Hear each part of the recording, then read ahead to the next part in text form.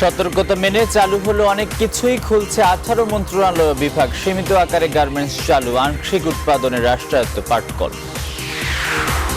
বিশ্বজুড়ে করোনায় মৃত্যু 2 লাখ ছাড়ালো, প্রথম লাখের সময় লেগেছে 90 দিন, পরের লাখ মাত্র 15 দিনে, প্রতিষেধক আবিষ্কারের নানা চেষ্টা।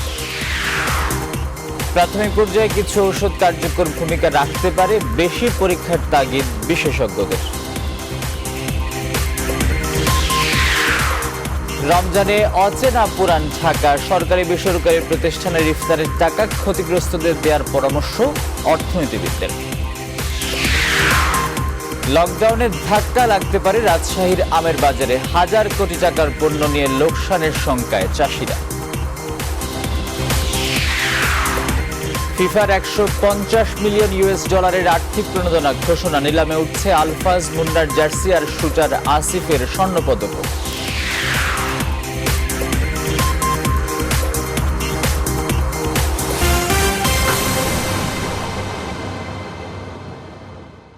স্বাগত সকাল 10টার সংবাদে, আপনাদের সঙ্গে আছি আমি আসিফ টিপু। শিরোনাম দেখছিলেন। ইলেকট্রোফরেটিক কোটিংকৃত মরিচারোধী ও বিদ্যুৎ সাশ্রয়ী Marquis pump. Marquis energy saving pump. এবারে পুরো খবর। করোনা ভাইরাসের সংক্রমণ ঠেকাতে চলমান লকডাউনের মধ্যেই বেশ কিছু অফিস কারখানা আজ থেকে খুলে দেওয়া হয়েছে। স্বাস্থ্যবিধি মেনে 18 মন্ত্রণালয় ও বিভাগে আজ থেকে কাজ শুরু হচ্ছে বলে এর আগে এক প্রজ্ঞাপনে জানিয়েছিল জনপ্রশাসন মন্ত্রণালয়। এদিকে সীমিত আকারে আজ থেকে গার্মেন্টস কারখানাও খুলছে। বিজিএমই এর পক্ষ থেকে জানানো হচ্ছে, ঢাকার বাইরে থেকে কোনো শ্রমিক যাতে না আসে সেটি খেয়াল রেখে যেসব প্রতিষ্ঠানের রপ্তানি আদেশ আছে তারা স্বল্প পরিসরে আজ থেকে চালু করতে পারবে। এদিকে খাদ্য বিভাগের বস্তার সংকট কাটাতে আজ ভোর 6টা থেকে খুলনার 8টি পাটকলের সীমিত আকারে উৎপাদন শুরু হয়েছে।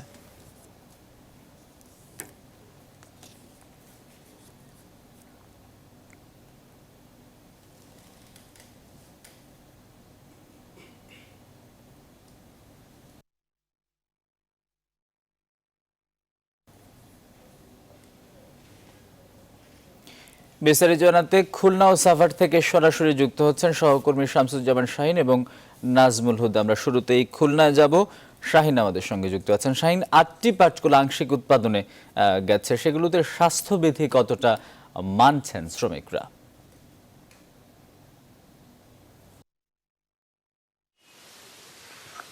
ধন্যবাদ আসিফ, আপনি ঠিকই বলেছেন। খুলনার রাষ্ট্রায়ত্ত যে 8টি পাটকল আছে সেই পাটকলে আংশিক উৎপাদন শুরু করেছে। উৎপাদন বলতে খাদ্য অধিদপ্তরের যে চালের যে বস্তাগুলো আছে এগুলো আগেই তৈরি করা ছিল, শুধুমাত্র ফিনিশিং টাচ যেটি বলা হয় সেই ফিনিশিং এর কাজ এবং তার উপরে প্রেসের যে ছাপ্পা দিতে হয় সেইটা খাদ্য অধিদপ্তরে লিখতে হয়, সেই প্রেসে দেওয়ার জন্য কাজগুলোই মূলত এইটা করা হচ্ছে। আমরা এখন আছি খালিশপুর জুট মিলসে এবং আমরা প্রধান ফটক যেটি আছে দেখবেন যে, আমি যদি একটু দেখাই দেখবেন যে এখানে যারা নিরাপত্তায় দায়িত্বে আছেন তাদের হাতে গ্লোভস, মাস্ক এবং ক্যাপ সহ অন্যান্য যে স্যানিটাইজার আছে সেগুলো কিন্তু তারা ব্যবহার করছে।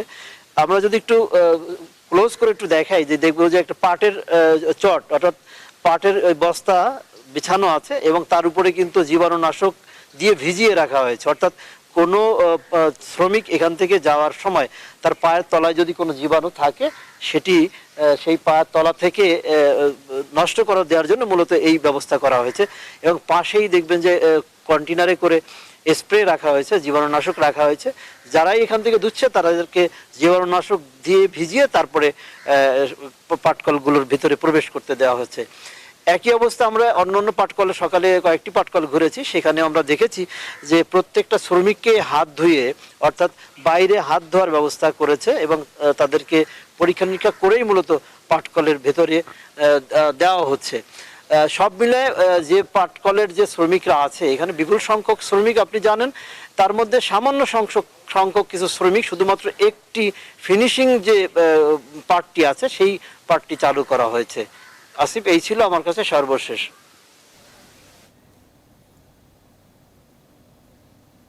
শাহিন, আপনাকে ধন্যবাদ যুক্ত হওয়ার জন্য। সহকর্মী শামসুজ্জামান শাহিন যুক্ত ছিলেন খুলনা থেকে আমরা এবারে যাব সাফারে। সহকর্মী নাজমুল হুদা আমাদের সঙ্গে সরাসরি সংযুক্ত আছেন। নাজমুল, সীমিত আকারে গার্মেন্টস কারখানা চালু হয়েছে, বিজিএম এর পক্ষ থেকে বলা হচ্ছে যে ঢাকার বাইরে থেকে কাউকে না এনে সাভার ও এর আশপাশের এলাকায় যারা আছেন তাদের কি দিয়ে যাতে উৎপাদন কাজটা চালিয়ে নেওয়া যায় সেটি বলা হচ্ছে। সেটি কতটুকু মানা হচ্ছে? ঢাকার বাইরে থেকে কোনো শ্রমিক আসছেন কিনা? এছাড়া যেসব কারখানা খোলা হয়েছে সেখানে স্বাস্থ্যবিধি কতটা মানা হচ্ছে?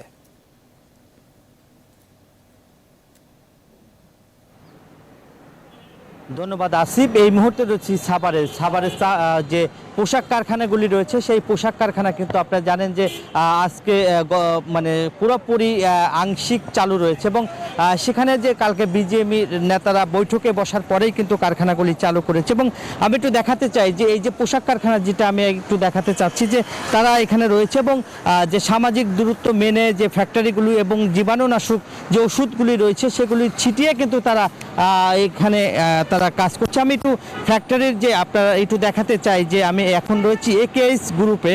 সেখানে যে আপনারা দেখছেন যে শ্রমিকরা তারা কিভাবে ঢুকবে এবং সেখানে কিভাবে কাজ করছে এবং সেই শ্রমিকগুলি সঠিকভাবে আসলে কাজ করছে কিনা, বা সেই শ্রমিকগুলি যে জীবাণুনাশক যেসব ওষুধ বা জীবাণুনাশক ছিটিয়ে সে ধরনের লাইন মেনে কি বা সেই সামাজিক দূরত্ব মেনে তারা কাজ করছে কিনা আমি একটু দেখাতে চাই ক্যামেরার মাধ্যমে আপনাদের। এখানে যে জীবাণুনাশক যে স্প্রেটি বসানো হয়েছে সেই স্প্রে দিয়ে লোকজন কিভাবে যাচ্ছে এবং তারা যে পোশাক কারখানায় কাজ করছে সেটা কতটুকু বিধি মোতাবেক মেনে চলছে কিনা সেই বিষয় সব কিছু ইয়ে করেই কিন্তু তারা চলছে। আমরা একটু দেখাতে চাই যে এই যে জীবাণুনাশক ওষুধ ছিটানো হচ্ছে, পাশাপাশি শ্রমিকদের যাদের যেসব শ্রমিকরা রয়েছে তাদের যে জ্বর, সেই জ্বর এবং ঠান্ডা কাশি আছে কিনা সেগুলো কিন্তু তারা পরীক্ষা নিরীক্ষা করছে এবং তারপরেই কিন্তু এই শ্রমিকগুলো কারখানায় ভিতরে ঢুকছে এবং তারপরে যে ফ্লোরে তারা কাজ করছে এবং সামাজিক দূরত্ব মেনেই কিন্তু তারা সেখানে কাজ করছে। আমি একটু কথা বলতে চাই, এখানে যারা এসেছে তাদের সাথে একটু কথা বলতে চাই। আপনারা তো এখানে ঢুকছেন, কোনো অসুবিধা হয়েছে? না, আমরা ভালো আছি। হ্যাঁ, এখানে জীবাণুনাশক ছিটানো হইতেছে। অনেক ধন্যবাদ আপনাকে। আপনাদের কি দিয়ে এটা কি দেখলো, জ্বর টর আছে কিনা? হ্যাঁ, জি জি, জ্বর মারতেছে, কোম্পানি আমাদের ভালোর জন্যই করতেছে। অনেক ধন্যবাদ।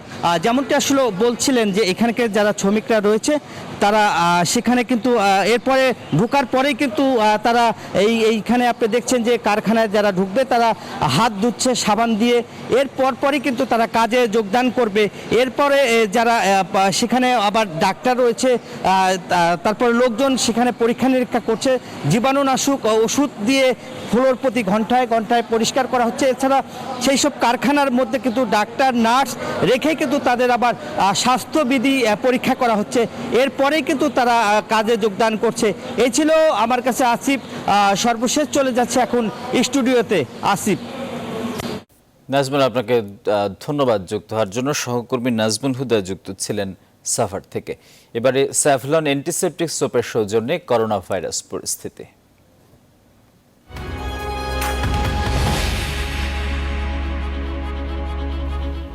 করোনা মহামারীতে এবার বিশ্বজুড়ে মৃতের সংখ্যা 2 লাখ ছাড়ালো। গেল বছরের ডিসেম্বর থেকে বিশ্বজুড়ে এই প্রাণঘাতী ভাইরাসে মৃতের সংখ্যা 4 মাসে 1 লাখে উন্নীত হয়েছে, কিন্তু 1 লাখ থেকে 2 লাখে পৌঁছতে সময় লেগেছে মাত্র 15 দিন। এখন পর্যন্ত সারা বিশ্বে আক্রান্ত হয়েছে মোট 29,20,000 মানুষ। আর ইতালি, ফ্রান্স ও স্পেনের মতো এবার যুক্তরাজ্যের মৃতের সংখ্যাও 20,000 ছাড়ালো। তবে চলতি সপ্তাহে ইউরোপে মৃতের সংখ্যা কিছুটা কমে এসেছে, আর যুক্তরাষ্ট্রে প্রতিদিন গড়ে 2,000 মানুষ মারা যাচ্ছেন। এখন পর্যন্ত দেশটিতে মৃত্যু হয়েছে 54,000-এর বেশি মানুষের, আর 24 ঘন্টায় আরও 35,000 মানুষের আক্রান্তের ঘটনায় মোট সংক্রমিত হয়েছে 9,60,000-এর বেশি মানুষ। এছাড়া ব্রাজিল ও রাশিয়াতে সংক্রমণ বাড়ছে ঝড়ের গতিতে। গেল 24 ঘন্টায় দেশ দুটিতে প্রায় 6,000-এর মতো মানুষ কোভিড-19-এ আক্রান্ত হয়েছে। এদিকে লকডাউনের বিধিনিষেধ শিথিল করে ভারতে কিছু কিছু স্থানে ছোট ব্যবসা প্রতিষ্ঠান খোলার অনুমতি দিয়েছে সরকার, আর পাকিস্তানে 9 মে পর্যন্ত বাড়ানো হয়েছে লকডাউনের সময়সীমা। আর লকডাউন খুলে দেওয়ার দাবিতে যুক্তরাষ্ট্রের পর এবার বিক্ষোভ শুরু হয়েছে জার্মানি ও পোল্যান্ডে।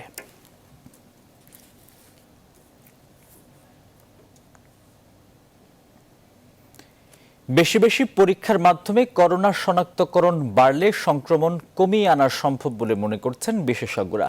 এমনকি আক্রান্তের প্রাথমিক পর্যায়ে কার্যকরী কিছু ঔষধ ব্যবহারের মাধ্যমে রোগীকে বাড়িতেই সুস্থ করে তোলা সম্ভব বলে অভিমত তাদের।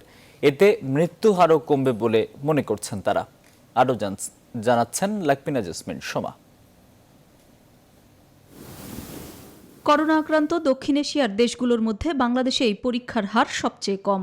আর তাই নিজের অজান্তেই উপসর্গ প্রকাশ পায়নি এমন ৮০% মানুষই কোভিড-19 নিয়ে ঘুরছে বলে মনে করছেন সংশ্লিষ্ট বিশেষজ্ঞরা। তারা বলছেন, বেশি বেশি পরীক্ষার মাধ্যমে শনাক্তকরণ বাড়লে আক্রান্তদের আইসোলেশন নিশ্চিত করার মধ্য দিয়ে সংক্রমণ কমিয়ে আনা সম্ভব। তাদেরকে যদি আইডেন্টিফাই করার পরে পজিটিভ হয় আর কিছু সিমটমস দেখা গেছে, তখন তাকে হসপিটালাইজ বা ব্রড কোয়ারেন্টাইন রুমে রাখা যায়, তাহলে বোধহয় স্প্রেডটা কমবে। ইন্ডিয়ার উদাহরণটা যদি আমরা নিয়ে আসি, যে 80%-এর মতো লোক কিন্তু সিমটম হবে যেটা মাইল্ড প্রকারের, অথবা সিমটমাকেই থাকতে পারে। পরীক্ষায় প্রমাণ হয়েছে যে করোনা ভাইরাস আছে, কিন্তু আমাদের এখানে এখনও কিন্তু অ্যাসিমটোমেটিক কোনো করোনা ভাইরাসের পেশেন্টের টেস্ট হচ্ছে না। আমাদের এখানে টেস্টটা করা হচ্ছে অলরেডি যারা সিমটম হয়েছে, একটা পর্যায়ে আগিয়ে গেছে, তখন টেস্ট করা হচ্ছে। তার ভিতরে দেখা যাবে শতকরা মাত্র 20% হয়তো হসপিটালাইজেশনের দরকার হবে। বিশ্ব স্বাস্থ্য সংস্থা থেকে এখনও কোনো ওষুধ স্বীকৃতি না দিলেও হাইড্রোক্সিক্লোরোকুইন বা ফ্যাভিপিরাভি সহ বেশ কয়েকটি ওষুধ নিয়ে আশাবাদী গবেষকরা। এই ওষুধগুলো উৎপাদনে সক্ষম বাংলাদেশও। ফলে আক্রান্তের প্রাথমিক পর্যায়ে এগুলো ব্যবহারের মাধ্যমে রোগীকে সুস্থ করে তোলা এবং মৃত্যুহার কমিয়ে আনা সম্ভব বলে মনে করছেন এই বিশেষজ্ঞরা। করোনা ভাইরাসে আক্রান্ত রোগীর কিন্তু সিমটোম্যাটিক ট্রিটমেন্ট দরকার। তার একটা জ্বর হয়েছে, তাহলে জ্বরের ওষুধ দিতে হবে। কাশি হয়েছে, কাশির ওষুধ দিতে হবে। তার যদি অন্যান্য সিচুয়েশন থাকে, তার ডায়াবেটিস থাকলে সব ওষুধই দিতে হবে, এবং এগুলো কিন্তু বাংলাদেশে পর্যাপ্ত পরিমাণে অ্যাভেলেবল। এইসব ড্রাগগুলো দিলে তাড়াতাড়ি ফাইট ব্যাক করে, এটা অ্যান্টিভাইরাল ড্রাগ, তাড়াতাড়ি ফাইট ব্যাক করে ভাইরাসটাকে এক্সক্লুড করে দেয়। কিন্তু যদি অ্যাকিউট রেসপিরেটরি সিনড্রোম ডেভেলপ করে যায়, আদার অর্গান ফেলিউর শুরু হয়ে যায়, তখন এইসব ড্রাগ কোনোটাই কাজ করবে না। এই মুহূর্তে চিকিৎসকদের সর্বোচ্চ সুরক্ষা ও সামাজিক সম্মান নিশ্চিতের উপরও জোর দিচ্ছেন সংশ্লিষ্ট বিশেষজ্ঞরা। লাকমিনা জেসমিন সোমা, নিউজ 24, ঢাকা। এবারে হেক্সাল হ্যান্ড স্যানিটাইজারের সৌজন্যে করোনা ভাইরাস পরিস্থিতির আরও খবর।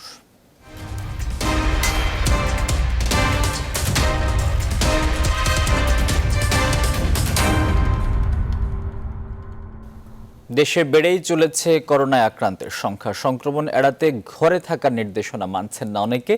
লকডাউন রাজধানীতে কিছুটা পালিত হলেও বিপরীত চিত্র ঢাকার বাইরে। বিস্তারিত জানাতে চট্টগ্রাম, যশোর ও সিরাজগঞ্জ থেকে যুক্ত হচ্ছেন সহকর্মী নয়ন বড়ুয়া জয়, রিপন হোসেন এবং আব্দুস সামাদ সাহেব। আমরা শুরুতেই যশোরে যেতে চাই, যুক্ত হচ্ছেন সহকর্মী রিপন হোসেন। রিপন, যশোরে লকডাউন কতটা মানছেন মানুষ, বা ঘরে থাকার যে নির্দেশনা সেটি আসলে কতটুকু মানা হচ্ছে?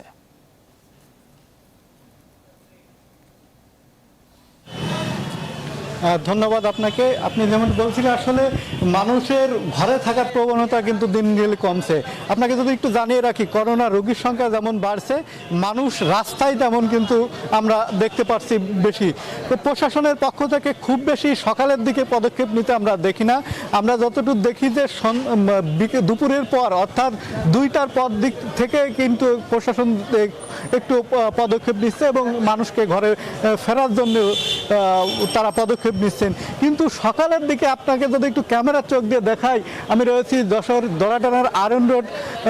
এই সড়কটায় মানে মানুষ যেভাবে রাস্তায় নেমে এসেছে, আসলে এই রোগের যে প্রাদুর্ভাব, আপনি জানেন যে গত 24 ঘন্টায় যশোরের 14 জন রোগী শনাক্ত হয়েছে এই করোনা ভাইরাসে। আর এর আগে যে 14 জন ছিল মোট, এখন দাঁড়িয়েছে 28 জনে। তো দিন গেলে কিন্তু ভয়াবহ রূপ নিচ্ছে। সেই তুলনায় কিন্তু মানুষ ঘরে থাকছে না, তারা কোনো নিয়ম মানছে না, প্রয়োজনীয় অপ্রয়োজনীয় কিন্তু তারা বেরিয়ে আসছেন। তাদের নিজের বিপদ কিন্তু তারা নিজেরা ডেকে আনছেন, এবং আরও যে মানুষগুলো রয়েছে যারা খেটে খাওয়া মানুষ, তারাও কিন্তু বিপাকে পড়ছেন। তো প্রশাসনের পক্ষ থেকে খুব বেশি পদক্ষেপ আমরা লক্ষ্য করছি না। তারা বিভিন্ন স্থানে বিভিন্নভাবে পদক্ষেপ নিলেও কিন্তু বাজারের যে ভয়াবহতা, সেটা কিন্তু আমরা লক্ষ্য করছি যে এখানে কিন্তু বিভিন্ন মানুষ রয়েছে, তারা আসছেন। তো হাসপাতালগুলোতে কিন্তু রোগীর সংখ্যা দিন গেলে বাড়ছে। আপনি জানেন যে করোনা শনাক্ত 2 জন রোগী যশোর সদর হাসপাতালে রয়েছে আইসোলেশনে। এছাড়া বিভিন্ন উপজেলা বাড়ি হোম কোয়ারেন্টাইনে তারা রয়েছেন। সব মিলে মানুষ কিন্তু এই পরিস্থিতিতে তারা ঘর থেকে বের হচ্ছে না। তো সব মিলে এই ছিল আমার কাছে যশোর থেকে সর্বশেষ। আমাদের আরেক সহকর্মী চট্টগ্রামে রয়েছে, নয়ন বড়ুয়া জয়, সেখানকার খবর জানতে আমরা সেখানে যুক্ত হচ্ছি।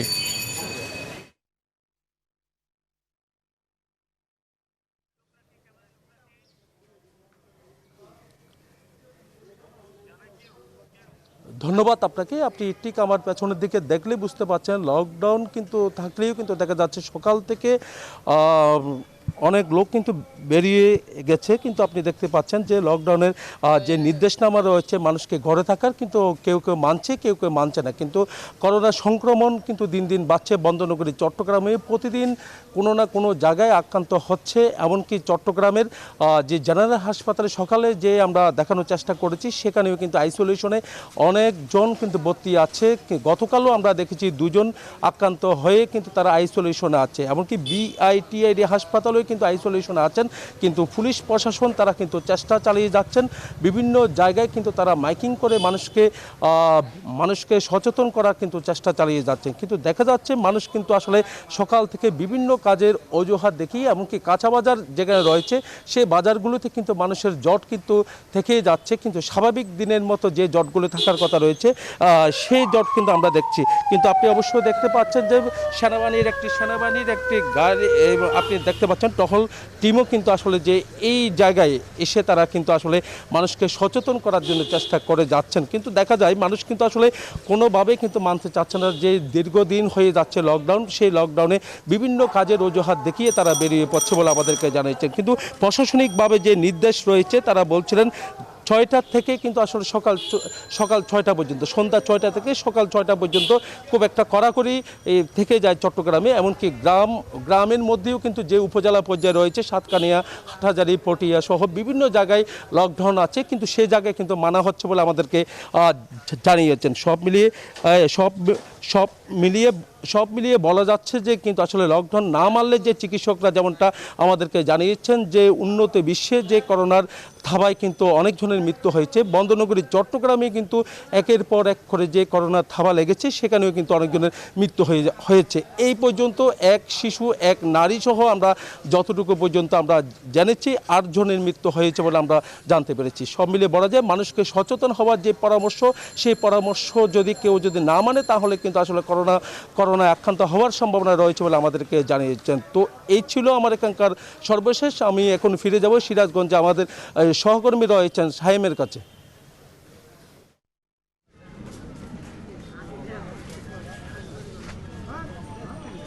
ধন্যবাদ জয়। আপনি যেমনটা বলছিলেন ঠিক তেমনি চিত্র সিরাজগঞ্জে। আপনি জানেন যে করোনার প্রভাব ঠেকাতে সম্পূর্ণ বাংলাদেশকে ঝুঁকিমুক্ত ঘোষণা করা হয়েছে এবং দেশে চলছে অঘোষিত লকডাউন। সমস্ত ব্যবসা প্রতিষ্ঠান সবকিছু বন্ধ রয়েছে। মানুষকে ঘরে রাখার জন্য কিন্তু সরকার এই পদক্ষেপ গ্রহণ করেছে, কিন্তু সেই মানুষ কিন্তু আসলে লকডাউনের পরিধি অঘোষিত লকডাউন পরিধি যত বাড়ছে ততই কিন্তু মানুষ ঘর থেকে বের হয়ে আসছে। তারা কেউ কারণে কেউ অকারণে কিন্তু ঘর থেকে বের হয়ে আসছে। বিশেষ করে যে কাঁচা বাজারগুলো রয়েছে সিরাজগঞ্জ শহর এবং গ্রামাঞ্চলের যে কাঁচা বাজারগুলো, সেখানকার চিত্র কিন্তু সম্পূর্ণ ভিন্ন। সেখানে কিন্তু মানুষ লকডাউন এমনকি সামাজিক যে দূরত্ব, সেই দূরত্ব কোনোটাই বজায় রাখছে না। আমি রয়েছি শহরের যে প্রাণকেন্দ্র বাজার স্টেশনের বাজারে, সেখানে আপনি লক্ষ্য করছেন যে মানুষজন কিন্তু আসলে গায়ে গা মিলে কিন্তু বাজার করছে। করোনার যে ভয়াবহতা, সেই ভয়াবহতা জেনেও কিন্তু তারা এই কাজগুলো করছে। এতে কিন্তু যে করোনার প্রভাব ঠেকাতে সরকার যে পদক্ষেপ গ্রহণ করছে সেই পদক্ষেপ কিন্তু আসলে কোনোটা কাজেই আসছে না। আর পুলিশ এবং প্রশাসনের সাথে যে কথা বলেছে, তারা যেটা বলেছে যে প্রশাসন যখন কোনো জনসমাগম বা বাজারে যায় তখন কিন্তু আসলে মানুষ সেই স্থান ত্যাগ করে যার যার বাড়িতে অবস্থান করে এবং যখন তারা ফিরে আসে তখন কিন্তু আবার সেই পূর্বের অবস্থায় ফিরে যায়। আমাদের কাছে যে সিরাজগঞ্জ পুলিশ সুপার রয়েছে তিনি আক্ষেপ করেও বলেছেন যে আসলে মানুষ যেন পুলিশের সাথে চোর পুলিশ খেলছে এমনটাই, কিন্তু মানুষ সচেতন না হলে যে তাদেরই বিপদ, এই বিষয়টা কিন্তু মানুষ বুঝেও না বোঝার ভান করে ডন কেয়ার ভাব নিয়ে চলাচল করছে। এই অবস্থায় কিন্তু প্রশাসন কিন্তু আসলে সাধারণ মানুষকে ঘরে থাকার আহ্বান জানিয়েছেন। এছাড়াও যে আমি করোনার পরিস্থিতি বলে, সিরাজগঞ্জ ইতিমধ্যে 4 জন করোনায় আক্রান্ত হয়েছে এবং তাদেরকে 2 জনকে ঢাকায় এবং 2 জনকে বাড়িতে চিকিৎসা দেওয়া হচ্ছে, এবং যে চিকিৎসকদের যে মাস্ক ব্যবহার করা দেওয়া হয়েছে তাও কিন্তু আসলে অপ্রতুল এবং অরক্ষিত। তো এছাড়া যে ত্রাণ সেও কিন্তু অপ্রতুল রয়েছে সিরাজগঞ্জের। তো আসলে সব মিলে এই ছিল আমার কাছ থেকে সিরাজগঞ্জের করোনা পরিস্থিতি সর্বশেষ। ফিরে যাচ্ছি স্টুডিওতে, আসিফ আপনার কাছে। সাহেব আপনাকে ধন্যবাদ। রোজার মাসের জমজমাট ইফতারের আয়োজন নেই রাজধানীর কোথাও। চিরচেনা ও প্রসিদ্ধ ইফতার বাজার পুরান ঢাকার চক বাজারও এখন পুরোপুরি অচেনা। করোনার প্রকোপ ঠেকাতে সরকারের নির্দেশনায় অভিজাত এলাকাগুলোতেও নেই ইফতার বাজার। বিস্তারিত জানাচ্ছেন মাহমুদুল হাসান। প্রতি বছরই রাজধানীতে ইফতার বাজারের মূল আকর্ষণ থাকে পুরান ঢাকার চকবাজার এলাকায়। প্রথম রোজা থেকেই নানা মুখরোচক খাবার নিয়ে ইফতারের পসরা সাজিয়ে বসতেন ব্যবসায়ীরা। তবে করোনা সংকটের কারণে এবার যেন পুরোপুরি অচেনা রোজার ইফতার বাজার। বিক্রেতারা বলছেন, একে তো করোনার আতঙ্ক, তার উপরে অনেক মানুষ শহর ছাড়ায় এমন অবস্থা। করোনা ভাইরাসের জন্য মানুষ বাইরে যাচ্ছে, লকডাউন তো এর জন্য মানুষ আতঙ্কতে আছে। 12 জন লোক নেমে কাজ করতাম, আমার লোক সবাই বসে। এরকম যদি পরিস্থিতি হয়, যদি আরো 1 মাস বন্ধ রাখে, তারপর আমরা এটা সাথ দিব। একই অবস্থা রাজধানীর অভিজাত এলাকাগুলোতেও। ভিড় এড়াতে প্রশাসনের সুস্পষ্ট নির্দেশনা থাকায় ফাঁকা প্রধান সড়কগুলো। বিকেল 5টার পরেই গুলশান এলাকায় নেমে আসে শুনশান নীরবতা।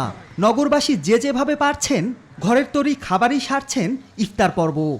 একমাত্র ওই মনে হয় শুধু লকডাউন করাটা, এছাড়া তো আর অন্য কোনো কিছু নেই, কারণ তেমন কোনো মেডিসিন নেই। সবাইকে ঘরে থাকতে হবে এবং সংস্পর্শ দূরে থাকতে হবে। সকাল 6টা থেকে দোকান খোলার পরে আমরা 5টার ভিতরে দোকান বন্ধ করে আলহামদুলিল্লাহ বেচা কিনা ভালো হয়েছে।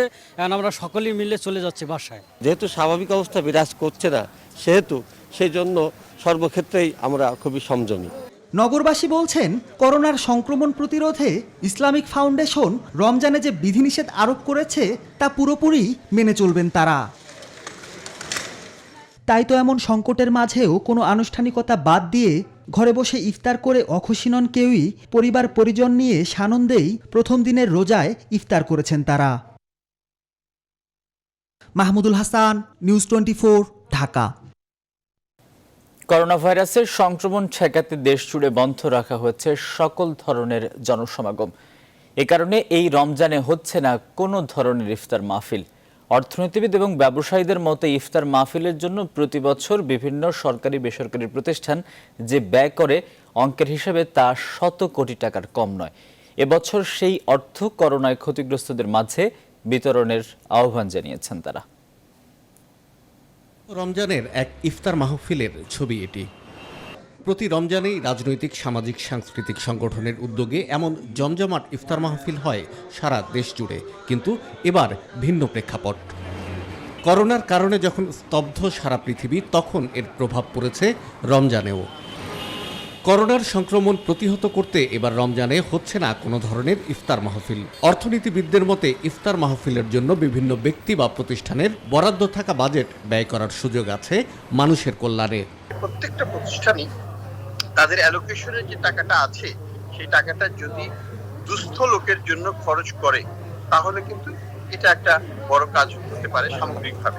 সরকারের প্রত্যেকটা দপ্তর, প্রত্যেকটা মন্ত্রণালয়, প্রত্যেকটা ডিভিশন, তাদেরও কিন্তু বাজেট আছে বিভিন্ন এই রমজানের কার্যক্রমের জন্য। আমি মনে করি যে পরিমাণগতভাবে একটা মোটামুটি বড় অঙ্কের টাকা হবে, যেটা শত শত কোটি টাকায় দাঁড়াবে এবং সেই টাকাটা দরিদ্র বিমোচনে বেশ ভালো রকমের সাহায্য করবে বলে আমি আশা করি।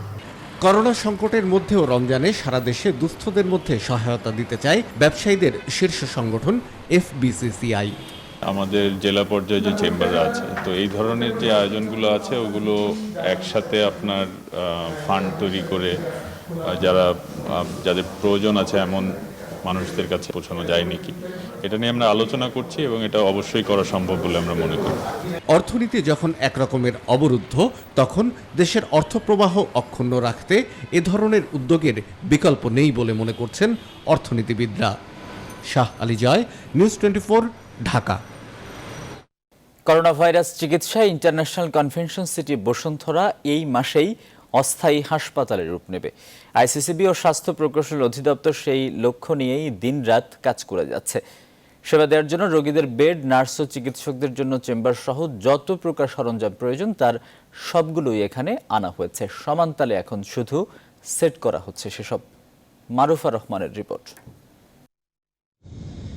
দেশে কোভিড-19 আক্রান্ত রোগী বাড়তে থাকায় সম্প্রতি সরকারকে আইসিসিবিতে ৫,০০০ শয্যার একটি অস্থায়ী হাসপাতাল প্রতিষ্ঠার প্রস্তাব দেন দেশের শীর্ষস্থানীয় শিল্পগোষ্ঠী বসুন্ধরা গ্রুপের চেয়ারম্যান আহমদ আকবর সুবহান। বসুন্ধরা গ্রুপের প্রস্তাবে সাড়া দিয়ে স্বাস্থ্য প্রকৌশল অধিদপ্তর আইসিসিবিতে হাসপাতাল নির্মাণের কাজ শুরু করে ১৩ এপ্রিল। ১৫ দিনের মধ্যে হাসপাতালে রূপ দেওয়ার লক্ষ্যমাত্রা নিয়ে স্বাস্থ্য প্রকৌশল অধিদপ্তর ও বসুন্ধরা গ্রুপের উদ্যোগে দিন রাত সমানতালে কাজ চলছে। বলা যায় যে ২০০০ বেডের দিকে আমাদের যে মূল পরিকল্পনা সেটি এখন বাস্তবায়নের পথে। অল্প হয়তো ২-৩ দিন সময় লাগবে, যার ভিতরে বেডের কাজগুলো হয়ে যাবে। আর বেড চালু রাখতে গেলে যে সাপোর্টিং অ্যাক্টিভিটি যেগুলা, যে ফার্নিচারগুলা, যে কানেক্টিভিটি, ইলেকট্রিক্যাল বা অন্যান্য যে সাপোর্টগুলো লাগে সেগুলো সবই একই সাথেই কিন্তু বিল্ড হচ্ছে। প্রাথমিকভাবে এখানে ২০১৩ শয্যার অস্থায়ী হাসপাতাল তৈরি করার জন্য কাজ শুরু করেছে স্বাস্থ্য প্রকৌশল অধিদপ্তর। তবে প্রয়োজন পড়লে এটিকে ৫,০০০ শয্যায় রূপান্তর করা হবে। এই কার্যক্রম শুরু হয়ে গেলে বাংলাদেশে এটিই হবে কোভিড-19 রোগীদের জন্য বৃহত্তম সমন্বিত স্বাস্থ্যসেবা কেন্দ্র। এখন শুধু আমরা সেট করব। তো আমরা হোপফুলি যে এ মাসের মধ্যে যে আমাদের যে হসপিটালটা চালু করার যে টার্গেট ছিল, আশা করি আমরা বোধহয় টার্গেটেই আছি। কোভিড-19 বিপর্যয় শেষ না হওয়া পর্যন্ত এবং সরকারের যতদিন ব্যবহারের প্রয়োজন হবে ততদিন আইসিসিবিকে ব্যবহারের জন্য দিয়েছে বসুন্ধরা গ্রুপ। মারুফা রহমান, নিউজ 24, ঢাকা। এবার লকডাউনের ধাক্কা লাগতে যাচ্ছে দেশের উত্তরাঞ্চলের আমের বাজারে। আসছে জ্যৈষ্ঠের শুরুতেই নামতে শুরু করবে রাজশাহীর আম। কিন্তু দেশজুড়ে অচল অবস্থা না কাটলে হাজার কোটি টাকার এই আমই হতে পারে এবার চাষিদের গলার কাঁটা। তাই চরম দুশ্চিন্তায় দিন কাটছে রাজশাহীর আম বাগান মালিকদের। এসে বাপ্পির ক্যামেরায় রাজশাহী থেকে কাজী শাহেদের রিপোর্ট। মৃদু মন্দ বাতাসে আয়েশি দোল খাচ্ছে থোকা থোকা আম, সবুজ আমের থোকা ডালে ডালে, তাই স্বপ্ন বুনছেন রাজশাহীর আম চাষিরা। যত্নের মধ্যে কেবলই চলছে পূর্ণতার অপেক্ষা। করোনায় বিপাকে আম চাষিরা, বুক ভরা স্বপ্ন থাকলেও করোনার কারণে এবার মনে শান্তি নেই রাজশাহীর আম চাষিদের। সারা দেশে লকডাউন কয়েক মাস অব্যাহত থাকলে এর প্রভাব পড়তে পারে বলে শঙ্কায় আমবাগান মালিক ও ব্যবসায়ীরা। ভাইরাসের কারণে খুব সংকটপূর্ণ এই অবস্থাতে আমাদের আম চাষি যারা ভাই আছে, এই বছরে আমের উৎপাদন মানে 90%ই কম। আশঙ্কায় আছি যে এটা বাজারজাতকরণের জন্য, যেমন পরিবহন সেক্টর যদি ওই সময়তে ওপেন না হয় তাহলে আমরা মানে বিরাট মার খাবো। আম চাষিরা বলছেন এবার আমের ফলন কম, তবে করোনা ভাইরাস নিয়েই উৎকণ্ঠায় তারা। এমনটা চলতে থাকলে আমের বিরামহীন বেচাকেনা বেচতে যেতে পারে। আমি ব্যবসা করছি 10 বছর থেকে, কিন্তু এই বছরে আম নাই বাগানে। ভাইরাসের অবস্থা এই, আমরা কি করে খাই? তাই সরকারের আবেদন একটু আমাদের দিকে একটু নজর করলে খুব ভালো হয়।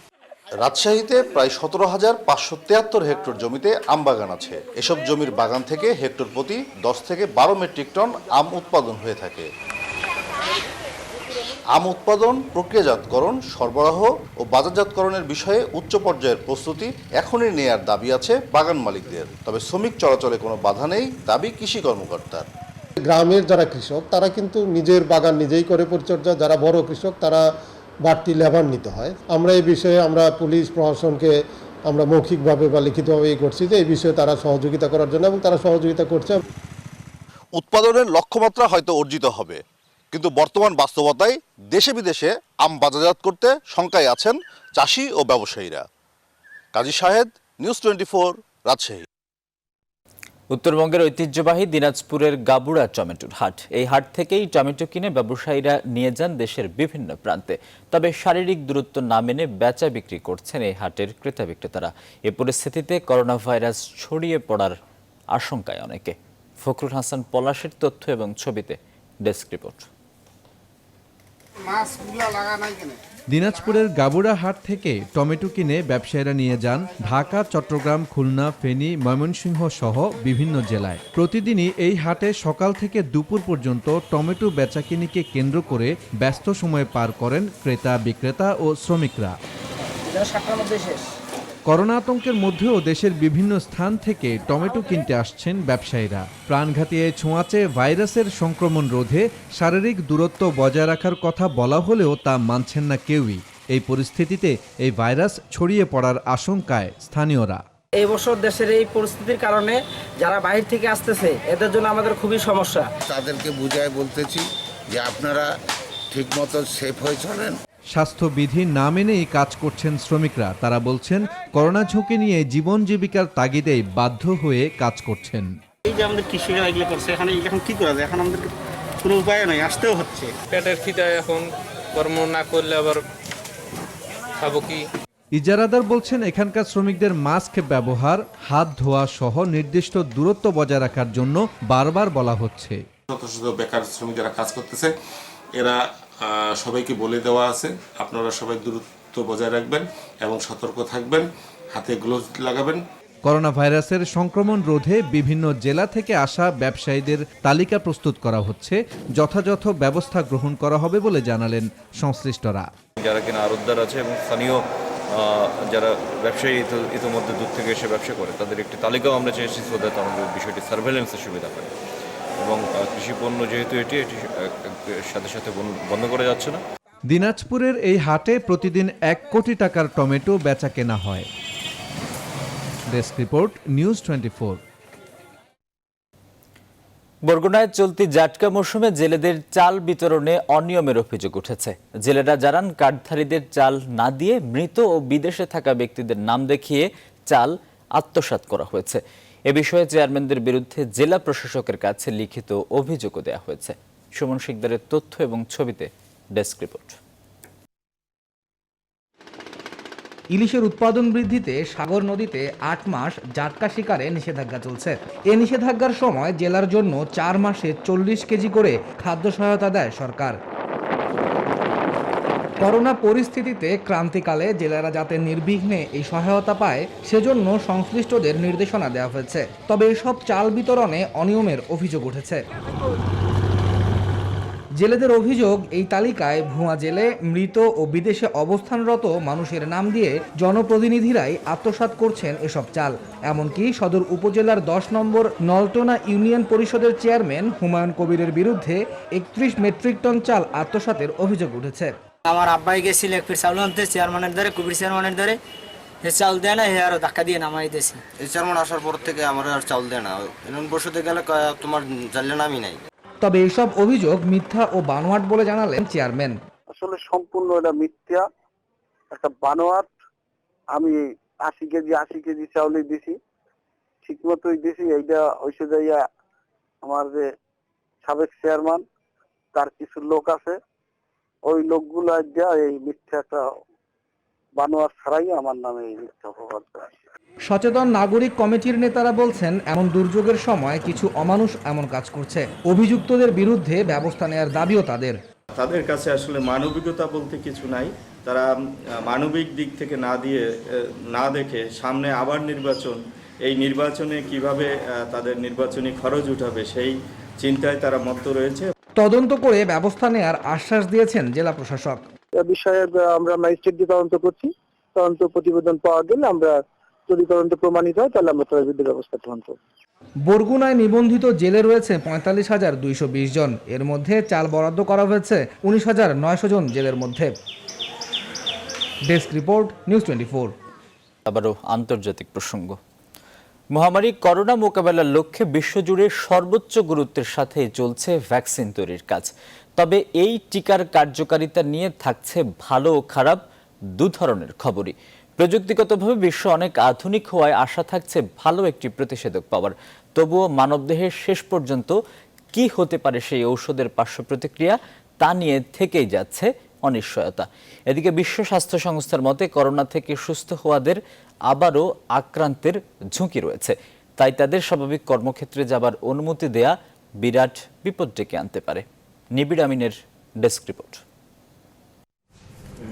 চূড়ান্তভাবে কোন ওষুধে পরাস্ত করা সম্ভব হবে বর্তমান বিশ্বের 1 নম্বর শত্রু এই করোনাকে তা জানতে মরিয়া গবেষকরা, আর সেই লক্ষ্যেই তারা দিনরাত ভ্যাকসিন আবিষ্কারের চেষ্টা করে যাচ্ছেন। এরই মধ্যে যুক্তরাষ্ট্রের সিয়াটলের কেসার রিসার্চ সেন্টার, চীন স্বাস্থ্য কমিশন ও সবশেষ যুক্তরাজ্যে অক্সফোর্ড বিশ্ববিদ্যালয়ে মানুষের উপর ভ্যাকসিন পরীক্ষা করা হয়েছে। এছাড়া অন্তত 100টি কোম্পানি, ল্যাব এবং গবেষক দল করোনা ভ্যাকসিন তৈরির কাজ করছেন। তবে এসব গবেষণায় ইতিবাচক বা নেতিবাচক দু ধরনেরই ফলাফল দেখতে হতে পারে বিশ্ববাসীকে। ভ্যাকসিন তৈরিতে ভালো খবর হচ্ছে, করোনার এই প্রাদুর্ভাব এমন সময় শুরু হয়েছে যখন জৈব ও টিকা প্রযুক্তির হয়েছে যথেষ্ট অগ্রগতি। এমনকি গ্ল্যাক্সোস্মিথক্লাইন এবং সানোফির মতো প্রতিদ্বন্দ্বী কোম্পানিও একজোট হয়ে কাজ করছে। ফলে আধুনিক বিজ্ঞানের সাহায্যে বেশ দ্রুততার সঙ্গেই এসে যেতে পারে চূড়ান্ত প্রতিষেধক। অন্যদিকে খারাপ খবর হলো, টিকার কার্যকারিতা নিয়ে বরাবরই থেকে যাচ্ছে অনিশ্চয়তা। এরই মধ্যে রেমডেসিভিরের কার্যকারিতা নিয়ে উঠেছে বিতর্ক। হাইড্রোক্সিক্লোরোকুইনের পার্শ্ব প্রতিক্রিয়া নিয়েও দেয়া হয়েছে সতর্কবার্তা। বিভিন্ন টিকার ব্যাপক ধরনের পার্শ্ব প্রতিক্রিয়া দেখা দিলে জনসাধারণের মনে দেখা দিতে পারে শরীরে প্রয়োগের অনীহা। ফলে কার্যকারিতা নিয়ে বিজ্ঞানীদের শতভাগ নিশ্চিত হবার চিন্তাতেই পিছিয়ে যায় সমগ্র প্রক্রিয়া। এদিকে কোভিড-19 থেকে আরোগ্য লাভ করলেও শরীরে আবারও ভাইরাস সংক্রমণ হবে না এমন কোনো প্রমাণ আসেনি। উল্টো চীন ও দক্ষিণ কোরিয়ায় করোনায় দ্বিতীয় সংক্রমণের ঘটনাও ঘটেছে। ফলে সুস্থ ব্যক্তিদের এখনও পুনরায় জনসমাগমে পাঠানোর ঘোর বিরোধিতা করছে বিশ্ব স্বাস্থ্য সংস্থা। এতে করে ভাইরাস সংক্রমণ আবারও বাড়তে পারে বলে হুঁশিয়ারি দিয়েছেন তারা। নিবির আমিন, নিউজ 24। উত্তর কোরিয়ার সর্বোচ্চ নেতা কিম জং উনের মৃত্যুর খবর নিয়ে বেশ গুজবের সৃষ্টি হয়েছে। গেল সপ্তাহে বিভিন্ন আন্তর্জাতিক গণমাধ্যম তার অসুস্থতার খবর দেয়। অস্ত্রোপচারের পরে গুরুতর অসুস্থ হয়ে পড়েছেন বলে জানা যায়। দক্ষিণ কোরিয়ার গণমাধ্যম জানায়, ধূমপান, স্থূলতা ও অতিরিক্ত পরিশ্রমের কারণে কয়েক মাস ধরে কিমের অবস্থার অবনতি ঘটেছে। সিএনএনের খবর অনুযায়ী গত 15 এপ্রিল কিম তার দাদার জন্মদিনের অনুষ্ঠানে অনুপস্থিত থাকার পর থেকেই এই জল্পনার শুরু। এদিকে তার মৃত্যু হয়েছে অথবা তিনি ক্লিনিক্যালি ডেথ বলে গুজব উঠেছে।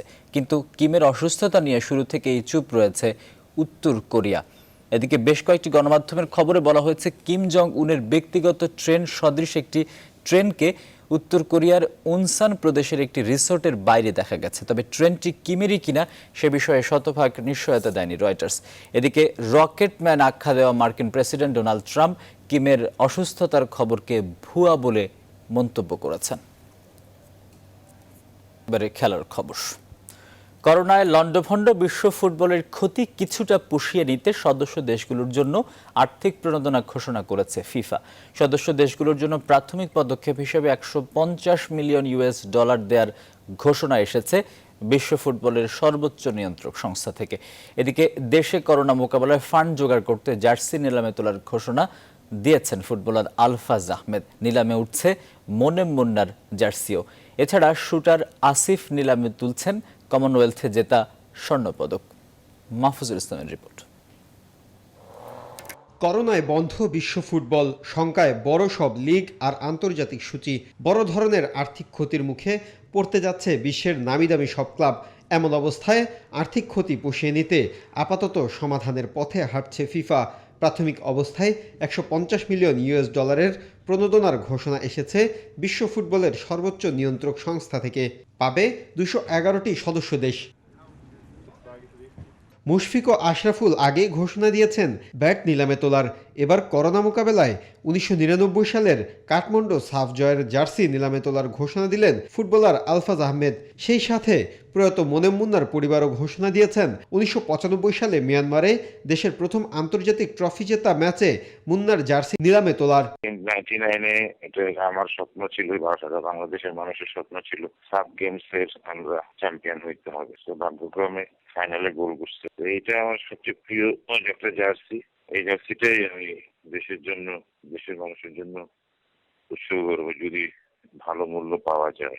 আসিফ হোসেন খান 2002 সালে কমনওয়েলথ গেমসে স্বর্ণ জিতে এই শুটার পুরো এশিয়ায় হইচই ফেলে দিয়েছিলেন। দেশের হয়ে নিজের সেরা অর্জনটি নিলামে তোলার ঘোষণা দিয়েছেন আসিফ। যে মেডেল এক সময় মানুষের মুখে হাসি ফোটাতে পেরেছে, সেই মেডেল যদি এখন দুইটা মানুষের মুখে খাওয়ার তুলে দিতে পারে, তাহলে এর চাইতে ভালো মনে হয় কিছু হতে পারে না। সেখান থেকে, সেই চিন্তা ভাবনা থেকে আসলে এই জিনিসটা সিদ্ধান্তটা নেওয়া। আমি বেসিক্যালি এই জিনিস সম্পর্কে অনেক কিছু জানি না, কিন্তু তারপরেও আমার ইচ্ছা বা আমার আশা যে এই জিনিসটা খুব ভালো একটা পজিশনে যাবে, যাতে আমি অনেক লোকজনকে হেল্প করতে পারি। এই মুহূর্তে করোনা মোকাবেলায় সকলের ঐক্যবদ্ধ প্রচেষ্টা প্রয়োজন বলেও মনে করেন সবাই। মাহফুজুল ইসলাম, নিউজ 24, ঢাকা। আর এই ছিল সকাল 10টার সংবাদে। আমাদের পরবর্তী আয়োজন প্রশ্নোত্তরে করোনা ভাইরাস দেখার আমন্ত্রণ রইল।